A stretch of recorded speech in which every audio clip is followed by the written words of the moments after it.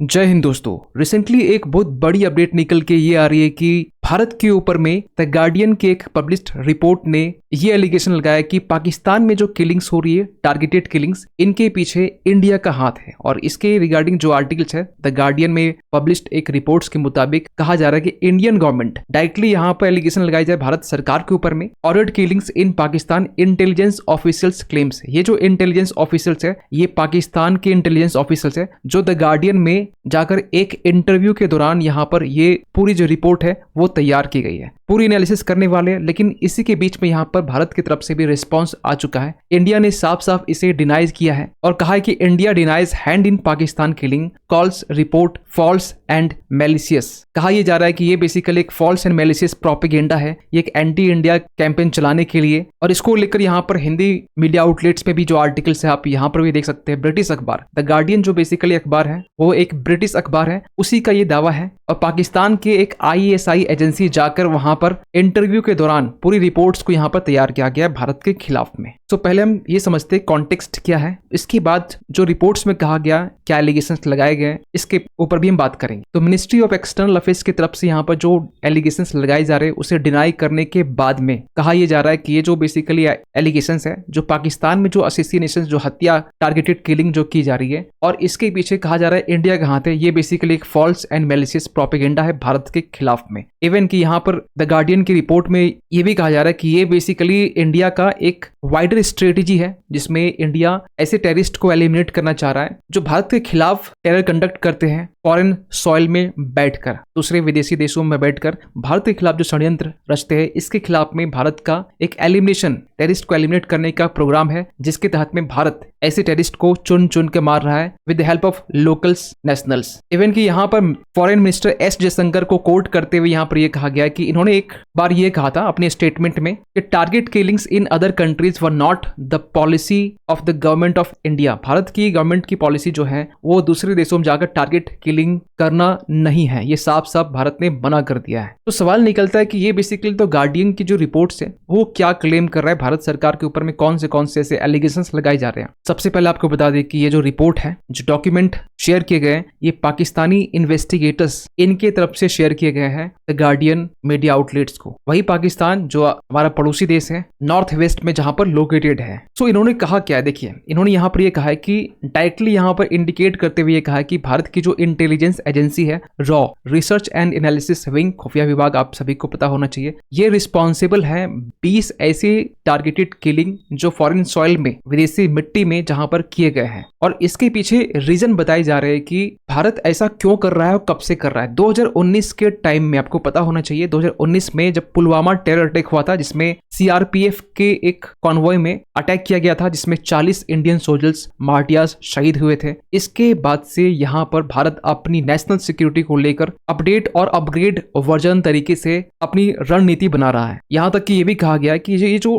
Targeted killing है ये 2023 के टाइम में, ओनली 2023 में ऐसे 15 लोगों को, ऐसे 15 टेररिस्ट को मारा गया है जिसके पीछे भारत का हाथ है। और सबसे अच्छी बात क्या है, हमारे लिए अच्छी बात है, पाकिस्तान के लिए अच्छी बात नहीं है, ये सारे क्लोज रेंज से मारे गए हैं, नजदीक से मारे गए और एक अननोन गनमैन जिस तरीके से रिपोर्ट में कहा गया है। और मेरे इस चैनल में अननोन गनमैन को लेकर बहुत सारे वीडियो बनाए गए हैं, जब जब अननोन गनमैन ने मारा है तब वीडियो बनाया गया है। इवन कि यहाँ पर जो पाकिस्तानी इन्वेस्टिगेटर्स है वो यहाँ पर ये कह रहा है कि इसमें इंटेलिजेंस एजेंसी जो है वो स्लीपर सेल का यूज करते थे जो दूसरे देशों में ऑपरेट कर रहे हैं। और यहाँ पर नाम लिया जा रहा है UAE में जो भारतीय खुफिया एजेंसी की जो स्लीपर सेल्स है। स्लीपर सेल क्या होता है, एक्चुअली ये लोकल सी होते हैं, ये एक अनऑफिशियल्स खुफिया एजेंट होते हैं, इन शॉर्ट हम ये कह सकते हैं। तो ये पूरा जो षड्यंत्र है ये कहा जा रहा है रिपोर्ट्स में कि UAE में बैठ कर ये किया गया है। और भारत और UAE का जो रिलेशंस है आपको पता होना चाहिए बहुत अच्छा है। और यहाँ से बैठकर जो स्लीपर सेल्स है लोकल्स को रिक्रूट करते और रिक्रूट करने के बाद में किसी ऐसे पर्सन्स को यहाँ पर सुपारी दी जाती जो पहले से थोड़ा बहुत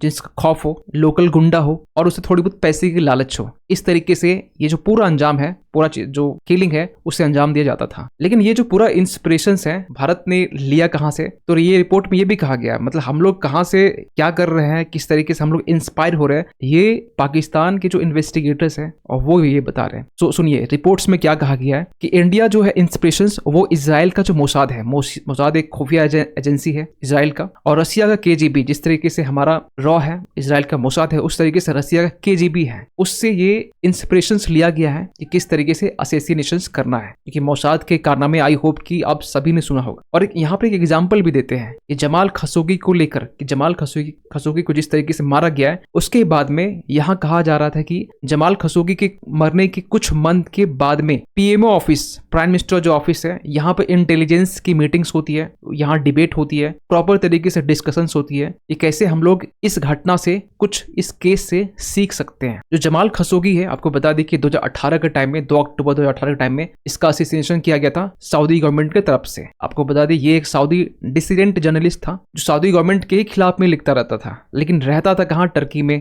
तो टर्की के इस्तांबुल जो प्लेस है, सऊदी कॉन्सुलेट, यहाँ पर इसे असैसिनेट कर दिया गया। और इसके रिगार्डिंग जो है ना, बहुत पहले की बात है, 2018 की बात है, जब ये मामला निकल के आया था। तो यहाँ पर एक सीनियर ऑफिसर ये कह रहे हैं, भारत में जब डिबेट हो रही थी इसको लेकर, तो एक सीनियर ऑफिसर्स ने यहाँ पर ये कहा कि अगर सऊदी अरबिया ये कर सकता है, व्हाई नॉट अस, हम लोग फिर क्यों नहीं कर सकते हैं। यहाँ तक कि 2022 के टाइम में जाहिद अखुंड, जिसे मिस्त्री जहूर इब्राहिम के नाम से भी जाना जाता है, और ये वही पर्सन है जो 1999 में जब काठमांडू से दिल्ली आ रही IC-814 जो इंडियन एयरलाइंस था, उसे हाईजैक कर लिया गया था। और एक्चुअली 5 हाईजैकर्स थे, 5 हाईजैकर्स में एक हाईजैकर्स आपका जाहिद अखुंड था। आप इसकी इमेज यहाँ पर देख सकते हैं। इसे भी 2022 के टाइम में मार दिया गया। और ये बताया जा रहा है कि जैसे मोहम्मद का कमांडर भी था, शाहिद लतीफ के नाम से इसे जानते थे, और जो इसे असैसिनेट किया ना, मारा ना, वो ओनली इलिटरेट, बिल्कुल पढ़ा लिखा नहीं था, और ये 20 साल का एक लड़का था जो इसे मारकर चला गया। ये ऐसा हम नहीं कह रहे, ऐसा रिपोर्ट में कहा जा रहा है। पाकिस्तानी इन्वेस्टिगेटर्स जो है ना, वो गार्डियंस को इसे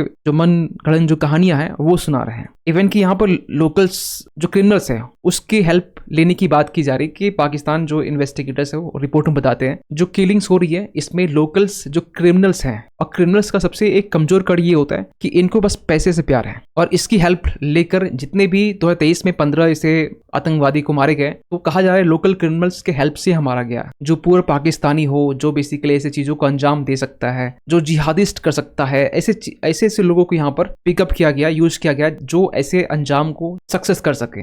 सो यहाँ पर यह भी कहा जा रहा है कि the killing of Shahid Latif जो है, इसे एक इलिटरेट 20 साल का जो बच्चा है, लड़का बोल सकते हैं, इसे रिक्रूट किया गया था रॉ की तरफ से। और ये कहाँ हुआ था, ये UAE में किया गया था। आप वही लोकेशंस बार बार देख सकते हैं। और इसे एक अच्छा खासा पैकेज दिया गया, और कहा यह जा रहा कि ये जो 20 साल का जो लड़का है, ये एक मिनिमम सैलरी में काम कर रहा था एक अमेजॉन पैकिंग वेयर हाउस में, इसे उठाया गया। यहाँ तक कि जो पन्नू का जो मारने की जो अटेम्प्ट जो किया गया था, इसको लेकर भी यहाँ पर मेंशन किया गया कि नवंबर के टाइम में, आपको बता दें कि जसपतवंत सिंह पन्नू, आप इसकी इमेज यहाँ पर देख सकते हैं, इसे भी नवंबर के टाइम में एक अननोन गनमैन की तरफ से मारने की कोशिश की जा रही थी, लेकिन यहाँ पर ये अनसक्सेसफुल रहा। और इसके लिए यूएस जो है ये इंडियन नेशनल को लेकर एलिगेशंस लगा रहे थे कि इसके पीछे एक निखिल गुप्ता नाम का एक शख्स है, जो एक ऐसे शूटर को यहाँ पर रिक्रूट किया गया था जो गुरपतवंत सिंह पन्नू को मार सके। और गुरपतवंत सिंह पन्नू जो आज के टाइम में यूएस और कनाडा दोनों की सिटीजनशिप लेकर ये बैठा हुआ है, कभी यूएस और कभी कनाडा में। और यूएस की जो अथॉरिटीज है, फेडरल अथॉरिटीज, यहाँ पे ये भी कहा कि जो गुप्ता है, निखिल गुप्ता, ये इस पूरी कॉन्स्पिरेसी में शामिल है। वो एक हिटमैन को हायर भी किया, जो कि सिख सेपरेटिस्ट मूवमेंट जो न्यूयॉर्क में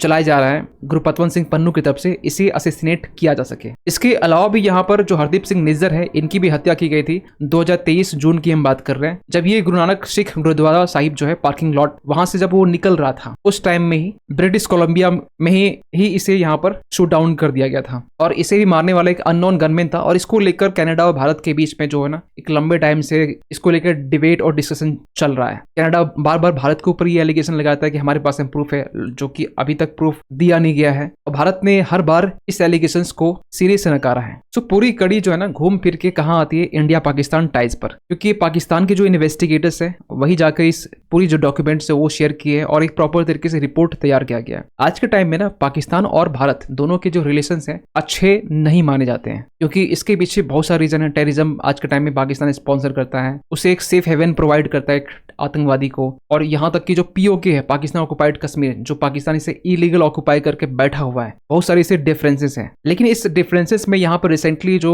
इलेक्शन कंडक्ट हुए, रिजल्ट भी आए, सरकार भी बनी शहबाज शरीफ की, तो उसी में एक डिफेंस मिनिस्टर, पाकिस्तान के डिफेंस मिनिस्टर रिसेंट के, ख्वाजा आसिफ, इन्होंने यहाँ पर ये एक्सप्रेस किया, आशा ये जताया कि for betterment in bilateral ties with India. इन्होंने ये कहा कि भारत के साथ में जो संबंध है वो अच्छे हो सकते हैं, इन्हें ये उम्मीद और आशा की किरण दिखाई दे रही है। और ये भी कहा कि our relation with India could be improved after election there. ये कब की बात है? ये पार्लियामेंट हाउस में ये कह रहे हैं 1 अप्रैल, कुछ दिन पहले की बात है। लेकिन जस्ट कल की बात है, 4 अप्रैल को यहाँ पे external affairs minister S Jaishankar ने यह भी कहा कि भारत का जो टाइज है, भारत के जो रिलेशंस है, संबंध है, वो अपने पड़ोसी देशों के साथ में पिछले कुछ टाइम की बात है, प्रीवियस टाइम से ये इंप्रूव हुए सिग्निफिकेंटली, एक्सेप्ट चाइना और पाकिस्तान। मतलब बिना बोले, बिना कुछ किए पाकिस्तान और चाइना को कहीं न कहीं एक रिस्पॉन्स था जो एस जयशंकर की तरफ से दिया गया। लेकिन इस रिपोर्ट की माने, द गार्डियन रिपोर्ट्स, जिसमें पाकिस्तान इन्वेस्टिगेटर्स ने ये डॉक्यूमेंट्स शेयर किया है और भारत के ऊपर जो एलिगेशंस लगाए जा रहे हैं, इसको लेकर आपका क्या मानना है? भारत ने अपनी तरफ से जो स्टैंड है वो रखा है, लेकिन इन सब के बीच ना